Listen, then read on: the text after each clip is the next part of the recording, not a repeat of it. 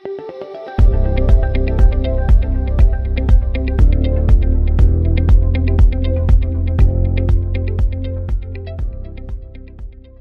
first and foremost, indicating quality through behavioral metrics.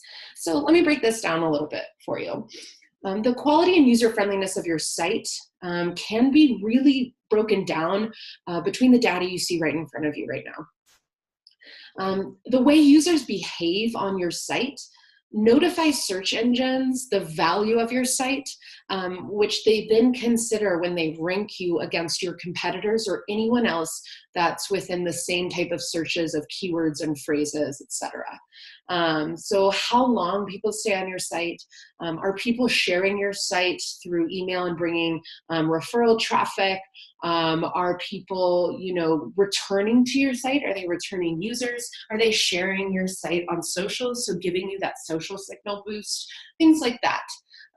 So within these metrics, these are kind of broken down, and if you have your Google Analytics set up, I'm sure you've seen these before. If you don't, I definitely implore you to do that as soon as possible, preferably right after you listen to this video. So these different metrics are going to be broken down between session duration, pages per session, and your bounce and exit rates. Session duration is obviously the duration or the amount of time that a user has spent on your site. And this shows search engines that the user found what they were looking for and more. If we kind of pop over to what a bounce rate is. So a bounce rate is when a user quickly leaves the first page that they visit and ends up moving on to a different search result. So that often signifies to Google and other search engines that your site does not provide value for that keyword or phrase that was searched, so you shouldn't be ranking. So that can definitely affect your ranks, obviously, if Google sees a lot of people bouncing for a term you rank for right now, and it's gonna start to kick you off the first page and certainly continue to negatively affect you from there if it's not taken care of. There's also pages per session. So obviously this is how many pages a user will visit during their session. And this metric can indicate ease of use, meaning your site is easy to use and navigate, as well as prove content value for your site. Again, a huge metric that signifies Google that you are a valuable site and you should be ranking higher because users find value. And the thing that Google definitely wants to do is provide users with the best search results they can. And if that means it's you because you've proven that people stay on your site longer, they visit multiple pages, they don't bounce, that definitely shows Google you are qualified to be ranking for certain keywords.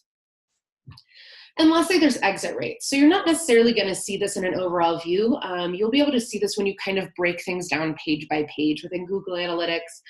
An exit rate kind of breaks down where someone has exited instead of continuing, meaning if they did go to a couple pages, what was ultimately the page that they left. So this can definitely be intuitive, more so for you.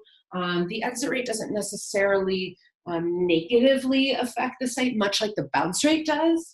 But the exit rate can give you a better view into how consumers are performing page to page and what kind of updates you might need to make for certain pages that have higher exit rates. Because ultimately, we don't want users to exit on other pages on the site that aren't necessarily the converting pages. We really want to get them to those pages where it's your pricing pages or your contact pages and they're requesting to talk to you, requesting a quote, things like that.